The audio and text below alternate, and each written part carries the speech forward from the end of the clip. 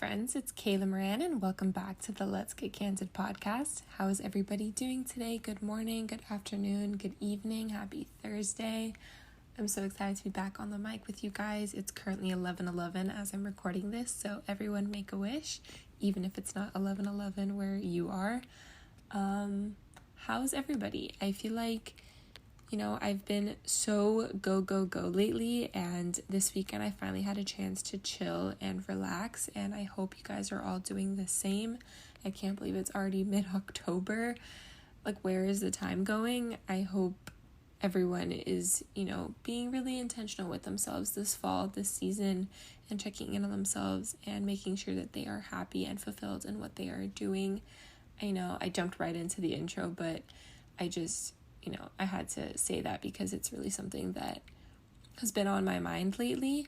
But, I've been doing shorter intros lately as well. So we're going to jump right into the episode. But of course, if you've been liking the Let's Get Candid podcast for the last couple of weeks, thank you so much for all the love and support. And for any new listeners I have from my guests in the last couple of weeks, thank you so much. Welcome. I am so excited to have you here. If you have been enjoying the show and you want to share it with a friend, please do. It's the best way to grow the show. Subscribe, follow along, follow us on Instagram and TikTok at the Let's Get Candid podcast. Tag us, screenshot, share with a friend, share with anyone who you think needs to hear the messages that we're talking about in our episodes. It really does mean the absolute world to me. And the podcast has grown so much. In just a couple of weeks, my listens have really exploded. And, I know it's because I'm having really amazing engaged guests with really amazing engaged audiences, and it's really paying off, and it means the world to me to have you guys here and to be able to continue having these conversations, especially now that I'm transitioning into full-blown adult life and sharing my lifestyle and what I'm going through as an adult and career-wise, and being back home, living at home, dating, relationships, navigating friendships, reconnecting with friends, meeting new people, all of that. I feel like I'm in a new era of my life. I mean, I knew that was going to happen, but I think there's just so many other conversations we could be having on the pod, and I'm so excited to jump into those.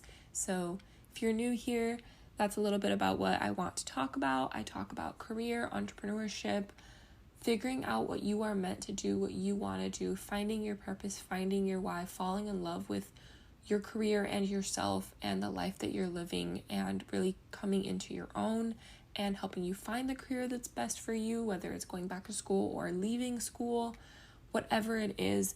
This podcast is a place for you to really dive deep and get to know yourself and discover some things about yourself and have conversations that you might be afraid to have with your friends and the people in your life. We are not afraid to have those conversations on this podcast. So that's a little bit about me and a little bit about what I want to continue talking about now that I'm in year 2 of the podcast and in this new era of my life. So if there's any guests you want me to have on or any topics you want me to cover, please share them in a comment, DM me, email me, review, whatever it is. Don't forget to like the podcast, rate it 5 stars, leave a review.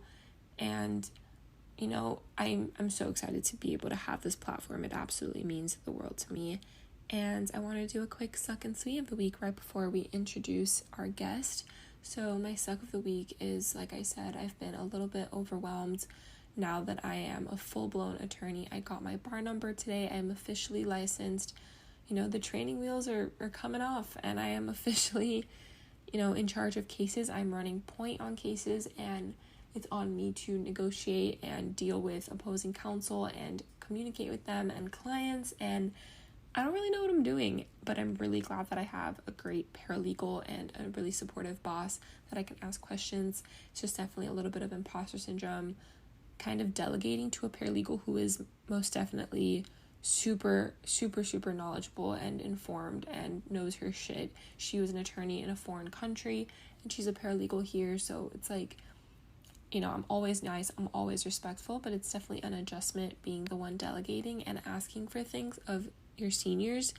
I was always the one that was being delegated to, so it's quite an adjustment, but I think it's only been a week and a half, so I know as time goes on, I'll get more comfortable and better at it, and I won't be asking so many questions. I'll just be able to do it, a lot more intuitively as I get more comfortable. But definitely overwhelmed with the adjustment period, but I'm really glad that I found a job, and I'm making connections. I'm going to networking events. I'm meeting so many people in the community in my career. I've joined bar associations that will help me get involved in the community and be a part of the community and get clients and go to events and, just build my network and my horizons. And that's super, super important to me, and also a lot of fun. We've talked about that I love networking. So that's been really exciting. And yeah, I just overwhelmed, but in a good way is kind of the best way to put it. And my sweet of the week is that I've reconnected with some of my old friends, and it really means so much to be able to, start making new friends in the city, but also reconnecting with people that have seen me grow up. And, we may have fallen off for a few years or a few months, but really, they know me and they love me, faults and all, and we are growing up together, and we have a lot in common now, we always did, even more so now. And choosing to reconnect and rebuild that friendship. And I've been going out a lot more and just having a lot of fun, and it feels good to be back in my Miami, my hometown, my city, Miami. And just, I feel like Miami has welcomed me with open arms, and it feels really, really good to be back. And yeah, so that's my sweet of the week. I've just been living my best life, working hard, playing hard, having a lot of fun along the way. And of course, I have to share that with all of you guys, and I share it all over my Instagram and TikTok. If you want more behind the scenes of my life, those are the best places to follow me. And, for the quick punchline, you'll get them here on the weekly update podcast. But, follow along behind the scenes to see what I'm up to. I posted today when I got my bar number, and my reaction to it, how surreal it was to really finally see my name be official, and passing the bar exam and things like that. I post on my social media, so definitely be sure to follow me there. Follow at the Let's Get Candid podcast. And thank you guys so much for listening. As I said, if you liked it, please leave a rating and review, share with a friend, and let's talk about our guest. Shermin is someone I truly, truly look up to so much. She has been an incredible mentor and friend in the social media space. She is a fellow attorney, fellow entrepreneur. She is the founder and managing partner of LVLUP Legal in New York City, and they specialize in IP and NFTs and Web3 and contract work, especially for creators and influencers in the creator economy as a whole. And I really look up to her so much because, she had a passion for it and she just went for it. And that was my story, and when I first realized that this was kind of the path for me, she's someone that I reached out to, like, hey, I would love to learn how you did it. I want to learn from you. I want to, for you to be my mentor. That would mean so much. And she has truly gone out of her way to be an outstanding friend and mentor, and I love following her and her firm and seeing all the amazing things that they are doing, all the most incredible, valuable information that they put out there for free. And of course, their legal services are incredible as well. So if you're looking for an attorney in the creator economy space, definitely check them out. And of course, check me out at Connect a Social. I will be providing some creator economy services as well coming soon. Can't wait to talk to you guys more about that. But if it wasn't for Shermin, being one of my mentors, I don't think I would be as far along in the process or even where I am today. So I'm so excited for you guys to meet her and get to know her story and learn more about LVLUP Legal and what it's like living in New York, young adult life, and being a lawyer, because everybody's career path is so unique. But being a lawyer, there's this one perception that people have, but there's so many things you could do with a law degree and so many avenues you could take, and Sherman's a really incredible example of that. So I hope you enjoyed this episode. Let me know if you liked it as always, and be sure to follow Shermin and LVLUP Legal. Everything will be linked in the show notes. Thank you guys so much, and I will talk to you all next week. Meet Shermin. So Shermin, what is something that people wouldn't know about you just from following you? So maybe something people wouldn't necessarily know about me. That's actually pretty hard to say because I pretty much share a lot of information online. But I think that people may not know that I spend a lot of time at home. Like, I'm kind of a person who does enjoy to stay at home a bit and enjoy that time by myself to really reflect and relax. But I always like to post a lot of the fun pieces. So that's what people mostly get to see. Yeah. No, it's funny. You do share a lot, which is really refreshing, especially as a lawyer and someone in the legal profession. It's a very old guard, secretive profession, and we're taught that from law school day one, and people don't really open up and talk about their personal lives and what's really going on in their lives. It's all about work, work, work. But it's so refreshing that you have built an inclusive community and firm that is, and you're breaking that mold. And it's, again, someone I really, really look up to in that regard as well. So, and I'm also a homebody. Like, don't get me wrong. Like, I love sharing, like, out and about and night on the town and like where I'm at happy hour and where I'm at dinner and all these things. And like, you love sharing that too. But like, if I don't want to get up from the couch that day, like, trust me, nothing is getting me up from the couch. I'm a homebody too. So, I think that's a good one. But did you always know you wanted to be a lawyer? Why'd you go into law? A great question. So I really kind of backed into law school. I was an English major, and after, I think it was my junior year in college, I didn't really know what I wanted to do, but I was like, okay, I know I wanted to have, a professional degree. I wanted some job security, and I didn't feel like I had enough knowledge yet to kind of get into the workforce. I wasn't really passionate about anything yet. So I was like, okay, I'm just going to go to law school. And I did have an interest in, potentially going. So I did. And then during my time in law school, I did kind of feel like a sense of anxiety about, oh, what am I going to do? This is probably going to put me into a really traditional type of profession, which, like you said, law is generally a traditional type of profession. It took me some time. I, had a couple various different jobs in a lot of different settings. I worked at Goldman Sachs in the compliance department. I worked at the U.S. Attorney's Office. And then I worked in a large law firm before launching my own law firm, LVLUP. So taking little bits of that and then being able to establish, my own practice the way that I really wanted, that I really saw was aligned with who I was something that, was really interesting. And because of that, I am glad that I did go to law school. Yeah. So actually a question I've been getting a lot is, do you regret going to law school knowing, because they know I want to pursue, you know, the social media thing, but what they don't realize is that I do want to pursue the social media thing, but as a lawyer, like, I'm not letting go of all of this. But I also backed into law similar to you graduating college, like graduating high school. Like, I knew I wanted to go to law school, but it was more so because I knew that I can do a lot of different things with a law degree. But I was never dead set on, like, I'm going to be a prosecutor. I'm going to be a criminal defense. I'm going to do this type of law. Like, I was like, I'm going to go to law school because it's going to open doors for me. But then when it came to graduating college and actually like applying to law school, I really was like, do I still want this? Like, I've been working for this, but like, does this still align with me? And I realized it did, more so because I wasn't ready to be in the workforce either. But like, I knew I wanted to gain more skills.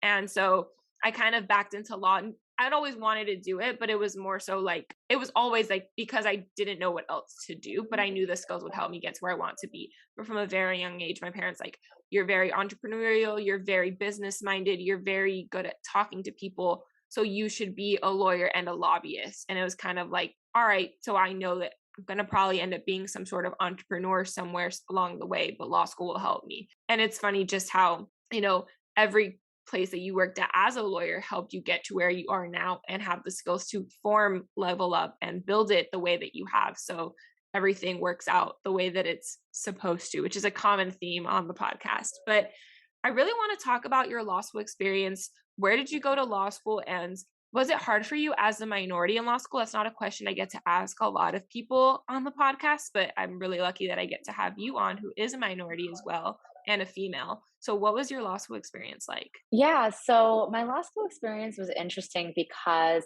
I have always been a non-traditional person in the fact, not only the fact that I'm a minority, I'm South Asian or Indian, and I also, similar to what you're saying, I always was interested in, pursuing things that were more a little bit creative based. That's something I've always been interested in. And so during law school, what was interesting about what I did is in my last year of law school, I moved to New York to be a visiting student and then get an externship credit here because I always knew I wanted to be in New York. And when I was doing that, a lot of students I know would be telling like, "Oh, if you do that, you're not going to get a job. It's going to be super difficult, this and that." And I did it anyway because I knew that I was wanting to be in New York, and that was something that was going to align with me. What was interesting is that there's a lot of people, telling me what I should not do. And that I think that's common in law school. And it was good that I didn't listen because I ended up here, even though I was as far as you could be from Seattle. People telling you what you should not do also comes from, being somebody who's a minority and comes from a South Asian background. There's a lot of pressure with that sometimes to, leave, hit a certain goal or be secure in a job. I decided to take more of a risk, and in the end, it ended up paying off. But I think there's just different dynamics, being a woman, being minority, and just coming from across the country to take risks. But I think the best thing that you can do in life, especially when you're young, is take as many risks as possible. And the great thing about law school is that you always have your education. So when I decided to leave my law firm or even come to New York, it was always something that, I have my degree. So if I ever really needed to get a job, that's, there is security in the fact that I was a qualified candidate to do so. Absolutely. Yeah. That is my fallback too, is I went to law school. I'm going to be a lawyer. Like if this whole social media thing doesn't work out, which I don't think it won't because it's an emerging industry, and we'll talk more about that in That's a $1 billion industry. Yeah. But I will always be a lawyer. You can't take that away from me. I will always have a degree, and I can practice law in a lot of different areas, with the exception of like patent law. I can do anything with enough training. So Yeah, I'll be exactly. fine. But I agree with the whole pressure of being a minority. I'm Hispanic, coming to this country, they want you to be a doctor, lawyer, architect, engineer, or a business person. And, if you're not those things, then like they don't really get it. But thankfully the world is changing and they're being a lot more receptive and open to it. So it's really, and also I didn't know that you came to New York in your final year of law school. So that's really crazy. I love New York. I don't think I could ever live there because I don't love the cold, but I love New York. So I want to talk about, balancing, having this emerging career, this really successful business, and still having a life, because you do share that. I wake up really early to be able to like work out and like do this for myself, go to work, and then I go to a dinner, or I go to this at night, go to an event, and still have fun with my friends.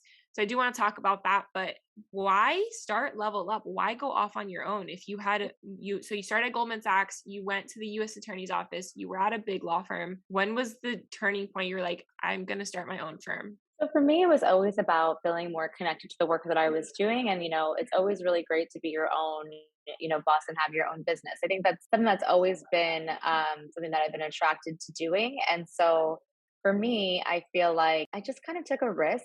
And, the thing is that, yes, there was security in what I was doing before, but I'm really passionate about building Level Up as a brand, as a company that, really values its team members, that works with certain clientele, that helps underrepresented founders. So that was really aligned with what I wanted to do with my law school degree. And so, I wanted to also be at a place where I could do that type of work. And as a lot of law students know, it's really difficult to kind of start in a new area or be entry level and then, try to build that out. And so I just did it myself. And, I did go through, I did get to skip a couple steps and, but it was hard work. It was a really hard work in the beginning because it's not just being a lawyer and working with clients. It's also, business management, it's tools, it's hiring, it's doing a lot of the back end stuff that builds a business. And I think that was interesting, but also a definite, huge learning curve. We're still, I feel like this year is the first year that we transition out of being, just a startup, where we're still kind of figuring it out, and we've built in some great processes, but, the team has kind of been with me really throughout. And so we're excited to see where we go. I love that so much. And yeah, I think it's important to note that, because you and I talked about this previously too, that I don't want to go into the traditional legal field because the systems that are already in place, and like what I would just be another, like, I don't know the right saying, but like, another cog in this, like the wheel, like I would just be adding to their machine. But what about what I want? What about I want to do? How do I want to serve my community and further my community in the legal profession and in this country, et cetera, et cetera. And I think that's been a big part of why I realized traditional law isn't for me, that it's not going to serve me in the way that I want to serve the community. It's not going to fulfill me. So I'm going to Mhm. pursue a non-traditional path. And I think, that very similar story for you, you realize like the work that I want to be doing, I'm not getting to do all of that. And I'm going to take a risk and I'm going to bet on myself. And it did pay off and spectacularly. And I love Level Up Legal, and you're doing an incredible job of building it as a brand as well. If you haven't checked out Thank you. their TikTok, you definitely don't need to check out their TikTok. I love it. And I love the mission too of supporting, all female team, supporting female clients and the work that you're doing. So can you talk a little bit about starting Level Up Legal and choosing the clientele that you work with and making the conscious decision to only hire females? That's a great question. So when I first started, it was really just me, and soon after, I had my current associate Shayna join me. And really, when we first started, and this is how you have to think with a lot of businesses, is that I know I wanted to work with new companies, startups, different founders, but really I did a lot of marketing online, through social media, and that's how we really built the brand. But in the beginning, we really, any client that came our way, we definitely engaged them because we were trying to build out our client base. And since then, we've really grown our client base to so many different types of clients. It can range from a tech startup to a beauty brand to a coach. And what we do for them is mostly, business law, setting them up, helping them with fundraising and intellectual property. And as we continue to grow, it's funny, like the all female thing, we just happen to be all female now. It's not to say that we wouldn't, bring on a male who was aligned with, our goals. And basically we'd probably bring in a male who was very, very feminist, right? Like we don't want to bring in like a bro or Yeah. somebody that would just kind of change the dynamic. But it just happens to be that the majority of people that are interested in applying are always female. And really having a strong team environment is what a good team environment, a healthy work environment is what is a huge priority to me in building this company. And so it just happened to be that we would always bring in different women, and now we are an all female firm. But instead of calling ourselves that, we usually refer to it women owned, which does leave room for men to be able to have a seat at the table if they were interested. We just haven't had that much interest yet. So it wasn't necessarily a conscious decision. Every person we hire is really just merit based. Since we started doing TikTok, and since we've brought on Avery, who's big on TikTok as well for law students, we've had so many different applications. At the moment we're not hiring just because we are still growing, but it's been great to see how many law students are interested in being at a currently all female firm and working, with us because of our work environment and the clients that we work with. So it's been great. No, I love that. And yeah, as I think I follow her on TikTok too. And I just seeing the work environment, I think the reason you guys have such a big interest, which it's a privilege to, be able to say like we're not hiring, we have a great team, but like you have this applicant pool now.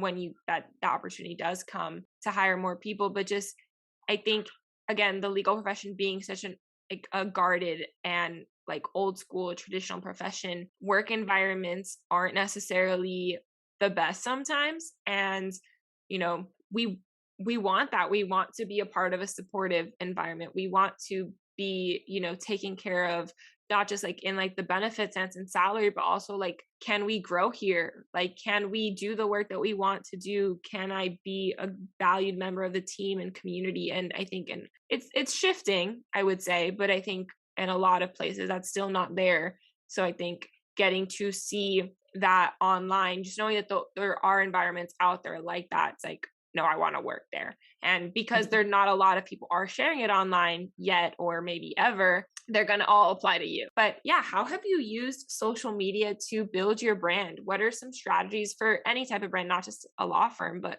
who wants to grow their business portfolio and their social media presence? Like how do you use social media to do that? Because you're so good at it. Yeah. Oh, I don't feel like I'm that great at it. Honestly, with the firm's page, if the credit really goes to our externs. Like they have, when I first started it, honestly, I didn't have the funding to pay for marketing and advertising. So I was like, okay, I'm just going to start posting things on social media. We didn't really have a good strategy, rhyme or reason. It was just like I would be posting maybe once or twice a week here and there. And then as I, saw even the businesses that I worked with spent a lot of time, energy, and effort on that, the team really encouraged me. They're like, we need to put a calendar together. We need to make sure that we're being, strategic and on time. And really, we're doing it in between all the work that we have. And then now, when we bring on an extern, we really hand that piece over to them. And a lot of, to be honest, people in school are so much more, or people who are younger and in school are so much more in tune with what type of branding and marketing is popular and what's going to actually attract audiences. And I always really commend this generation about knowing how to connect with audiences and market. We get really lucky with whoever we bring on; they happen to be very good at that. And so, yeah, like now we are really strategic. We're trying to post on TikTok 2 to 3 times a day.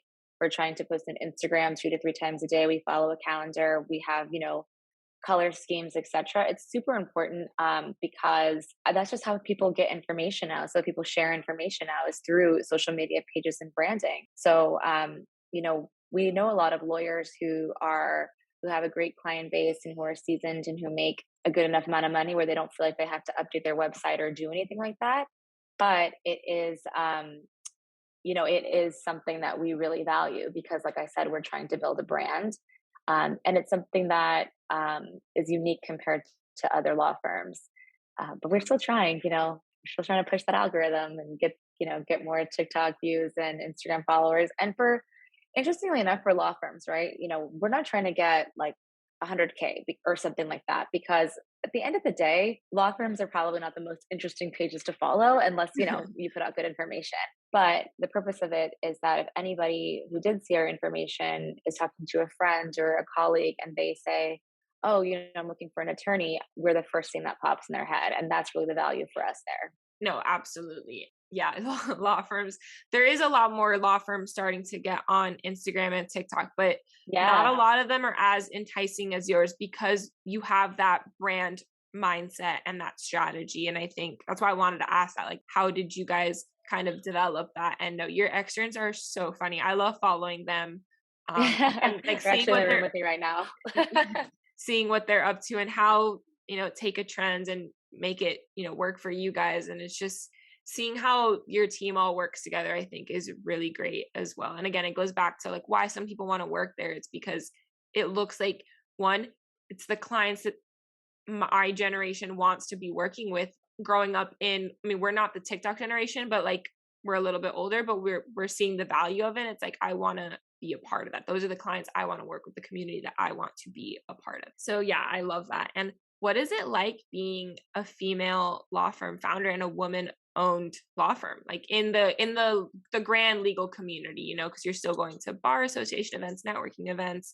What's that like? Yeah, so honestly, it's really great.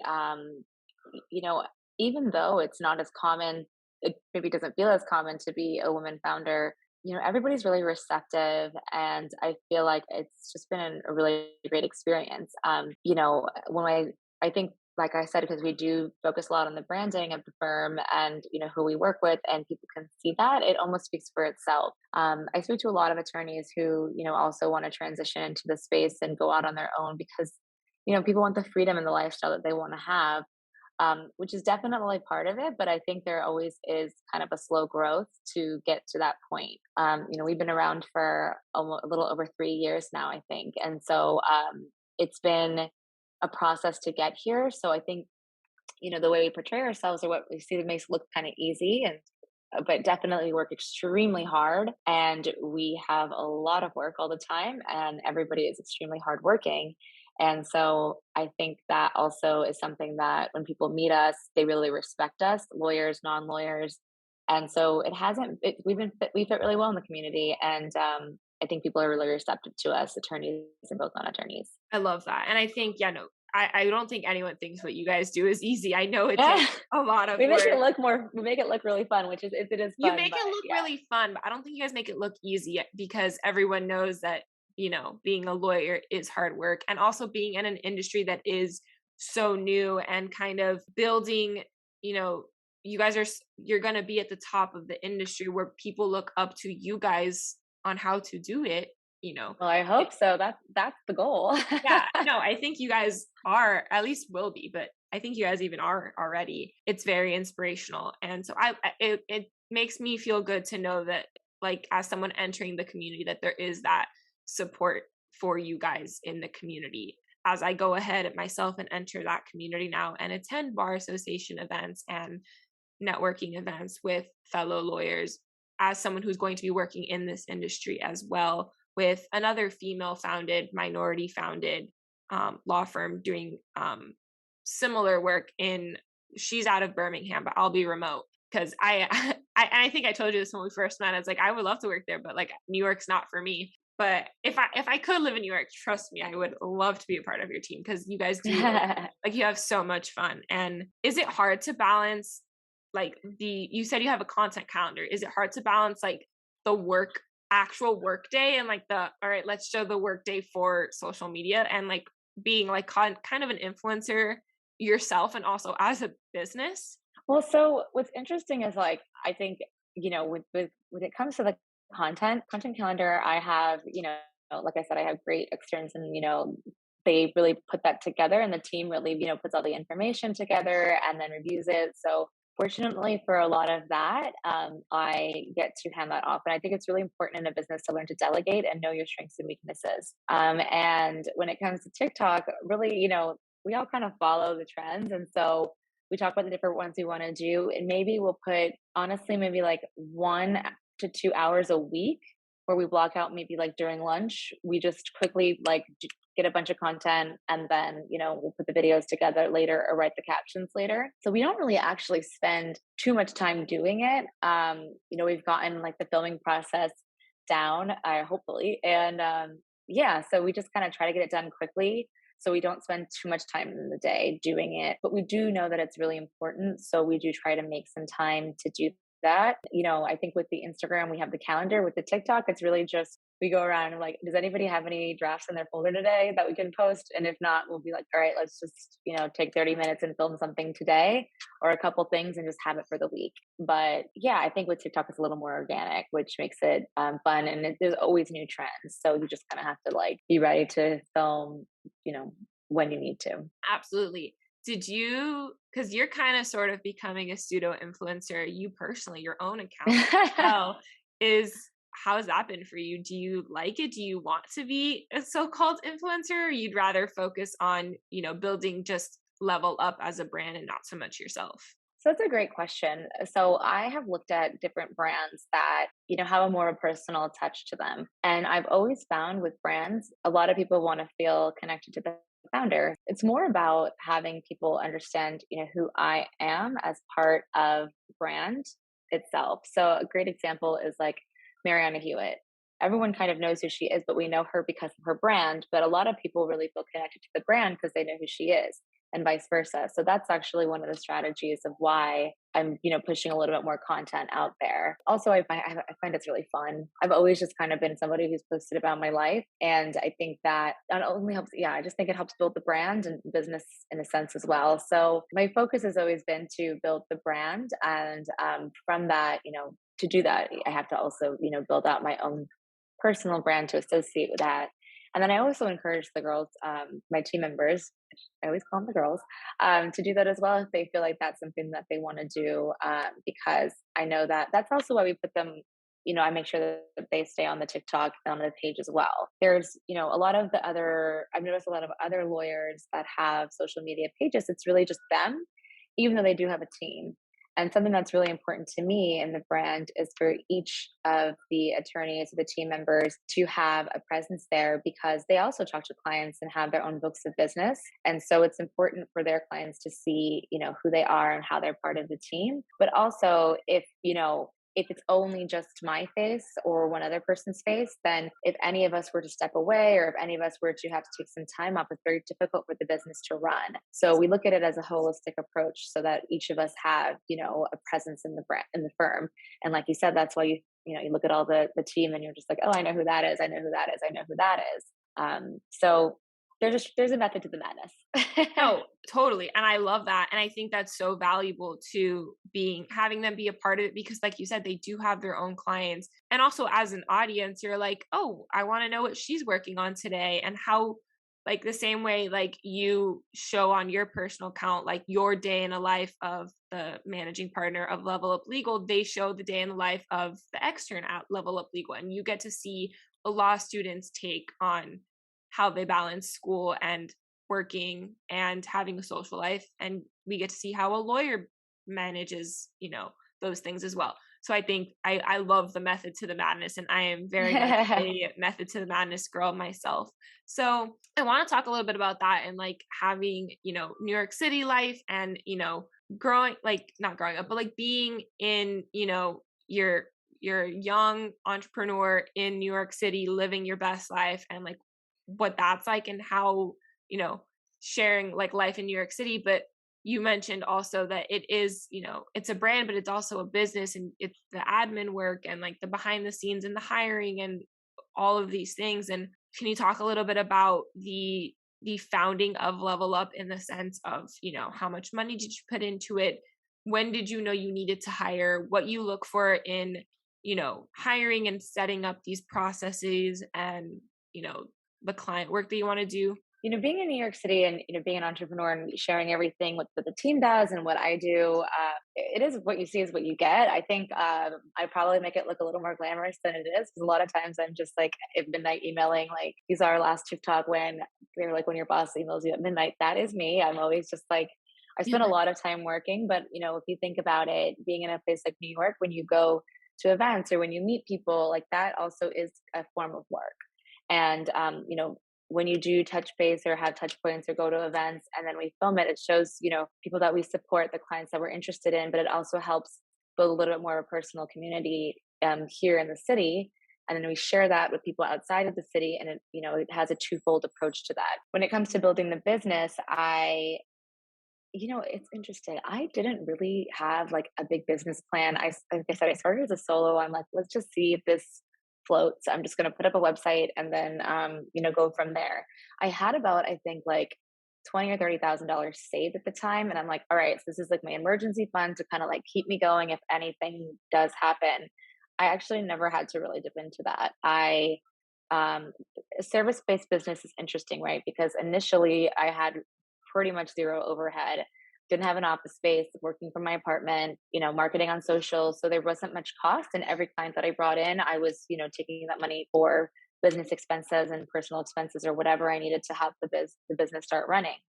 Now, as we've grown, we put in processes in place for the team to have visibility. We have a flexible work environment. If someone needs to work from home, they work from home. If they're traveling, that's also respected as well. We use a lot of online tools. We chat on Slack. We have different channels that we use. We use Asana to organize the work. We use, calendars, etc. And we take the majority of our meetings on Zoom.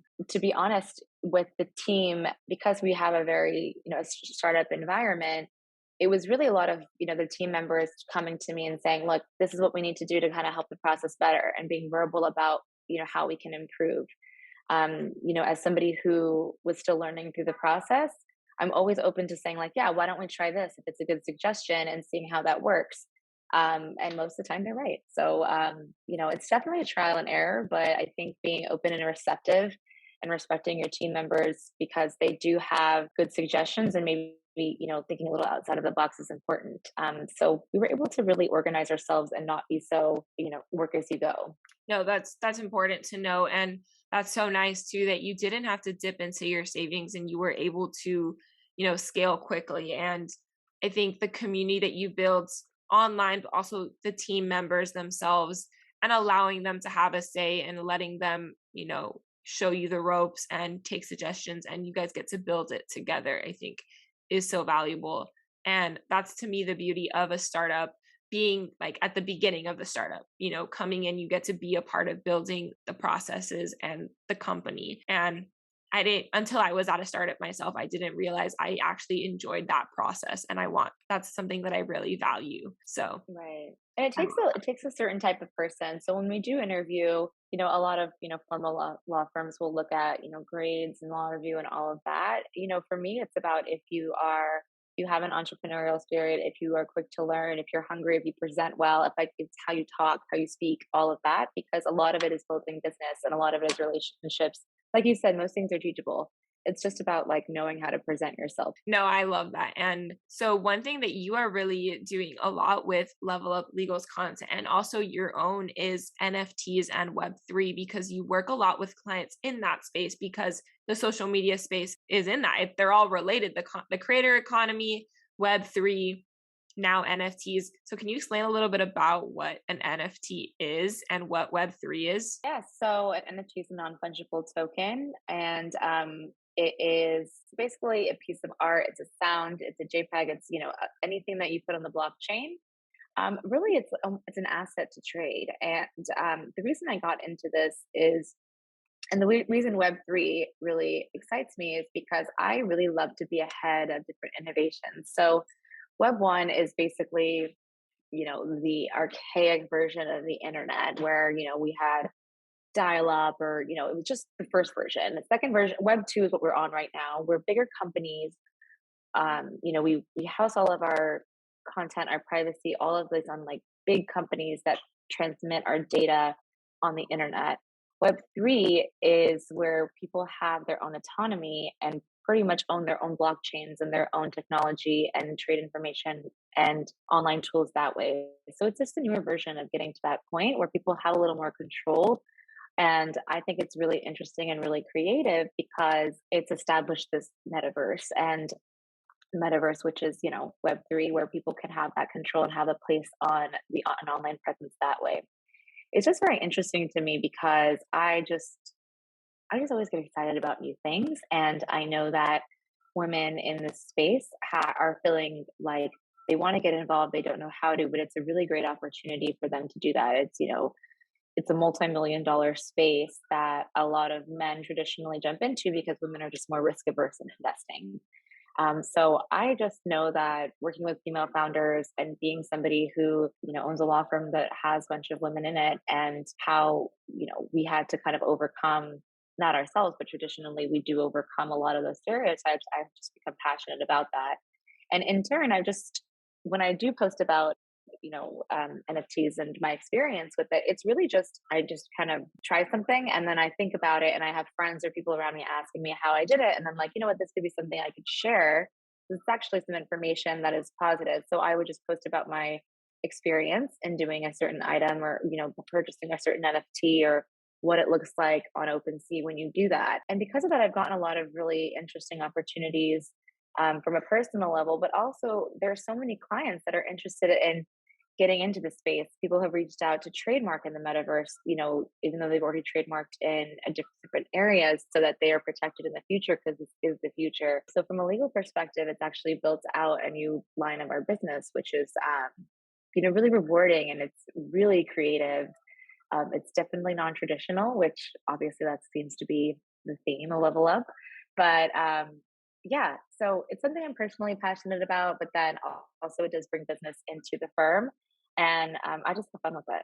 I love that. No, I'm also a very curious person and I love learning new things. And I'm one of my friends. So I did my expository on the creator economy and how there's a need for lawyers on these platforms teaching, building brands and firms and helping people in the real world, like, client base, but also creating content about it to teach the people who can't afford to be clients yet, but want to get the advice on what a trademark is and what they need to look for in a contract when they're working with brands, etc. So that was my expository. And then my friend is doing hers on NFTs and Web3. So I've learned a little bit from her and a little bit from following you and what you share, but I've noticed that it is something that you guys are doing a lot more with at Level Up Legal as well. So I was just curious as to what it is and how you got involved with it. And I think that's it because it's such an emerging industry as well, separate and also a part of,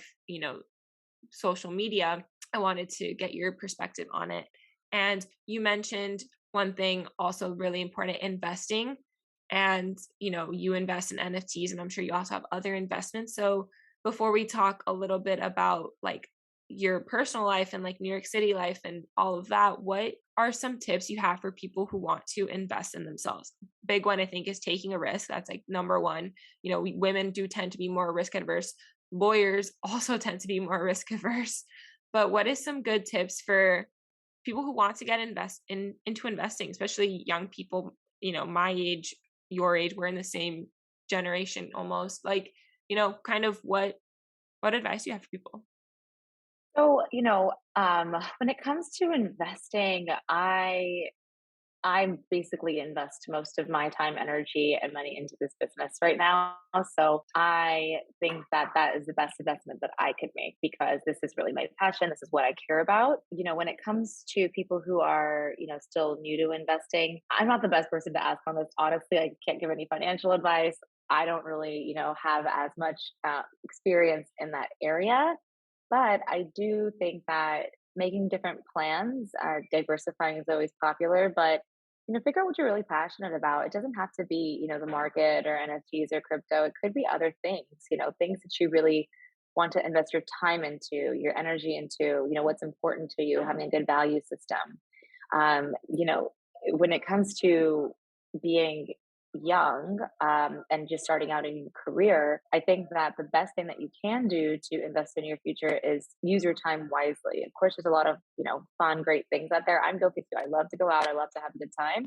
But figuring out ways to really utilize your time to be of service to people that you really want to be connected to, and seeing what you actually can do for them. I think a lot of people are, and that's something that I always did even with my, people I meet when I network, it's never about me trying to get their business. It's me seeing what I can actually do for them and how we can invest in each other's time to benefit. And because of that, you build a good relationship with someone. I think that's the best investment that somebody can make, um, who's trying to build out their career at this time. I think that's great advice. And that's why I wanted to ask you, because I knew you don't, not the financial side of investing, but that's what everyone thinks of when they think of investing. And then also you mentioned investing in NFTs, but there's other investments you can make that will get you one day that financial security in other ways, investing in your business and choosing wisely the clients you take on, the work that you do, the people that you surround yourself with. Networking is so, so important. Something that you're passionate about as well and that you've shared. And definitely go connect with her on LinkedIn and follow her on LinkedIn. Shout out. Great resource there. But yeah, so you mentioned you do love going out. I mean, you're young, you're an entrepreneur, you got to make connections, you got to meet people. Hopefully it leads to work. If not, it's just friendships and people to hang out in the city. So, and you made a TikTok about this, which I mentioned earlier, a day in the life of the managing partner of Level Up Legal. You wake up really early to get, your workout in, go for a walk your dog, then you go to work, then you go home, change, go out for an event. So how do you balance, running a business, but also having a personal life and going out in New York City? Yeah, so it's the way that the balance is still questionable, but I think balance is a myth anyway, but yeah, but it's really about this. I kind of make it very fluid. So my personal life, in a sense, is really combined or linked to my business as well because, as I said, I kind of keep them together. Like when we do network and meet people, it's a part. The business is part of who I am and part of my identity in a way, and then that is something that I value. Even when you look at our employment agreements, for example, I encourage people in the team, the girls in the team, to when they go places, when they meet people, like definitely tell them what you do, tell them about us. Most people that we work with that are founders or entrepreneurs or interested in working with us, a lot of them we've met organically. I've met some of my best clients, just out to drinks with friends before. It's just about having a personal connection. And I think while it's important to, take formal meetings and go to networking events, I think you can actually build a stronger connection with people and develop the trust that you need to by coming, by being personal with them and meeting them in certain places that are a little more unexpected, but always presenting yourself in a certain way. And being being someone easy to talk to. So it's very fluid for me. When I do go out to dinners, when I do, spend time or meet people or go out, it's always something that I actually do find value in, and it's helped me build my business. So the traditional way of looking at it is, well, if you're out, you're not working. And I don't think that's true at all. I think that you can really have a good, strong social life, have a good balance, even though it's kind of a myth, and, have everything that you want in your life and just feel really rewarded that way. Yeah, I think, and why we say balance is a myth is because balance like implies like 50-50 work and personal life. And I think increasingly as we're going more into a digital world and the metaverse, basically, like, that 50-50 balance doesn't really exist anymore because the way you are investing your time into your business, the business becomes your life, and they are very interconnected. And I agree. I don't think that, just because you're at dinner doesn't mean you're or out at the club doesn't mean you're not working. The person that you meet at the club might end up becoming a client one day, or maybe not your client, but someone else you know's client. And it's building your network. Everyone you meet can be a great person to add to your network. So I agree with that. Yeah, I think that's also like a big New York City thing, or even, Miami thing. It's like a lot of times people you meet are going to be people that you want to work with. I think a lot of people here have really good social connections and social lives, and I think it's just part of the culture here as well. Absolutely. It is definitely, part of the legal culture, a lot of our social events in the legal profession, even starting in law school, are networking events, and usually there's a cocktail involved. Um, and, I think any major city like that, New York, LA, Chicago, Miami, is going to be that way. And I think New York is a major city, but it's also Manhattan's a small island. Everyone knows everyone. I always tell people that. It's all about who you know, and Miami is the exact same way. It's a big city because it's very spread out, similar to LA, but it's 6 degrees of separation. Very, very small. Everyone knows everyone, some way or another, and they can help you get to where you want to be. So why not be open to networking and connecting when you're out? And I mean, they're okay. It's times where it's like, no, this is straight up like a personal dinner, like not gonna, turning off work mode, and that's okay. But like sometimes it's okay to have it on too, because you really never know. But I have loved having you on and this conversation. I think there's just so much great advice and info that you can give, and you're doing such a great job with Level Up Legal providing value that way. But I wanted to get, to know you better a little and share more about how you built a company and how you're building a brand and what you're working on, because I think there's so many more people who want to do something similar and be a part of this shift in the legal profession, but also just in the creator economy as well. That TikTok blew up because of people dancing, and like that's a great side of TikTok, but there's also this other really cool side of TikTok and social media where you can provide value as someone who has a professional degree. You don't have to just like, only be a lawyer. You can also be a lawyer and be on social media. You can be an accountant and be on social media, and you don't have to choose anymore. And I think that's super valuable because there's a lot of people like me who don't want to have to choose. We want to be able to do both.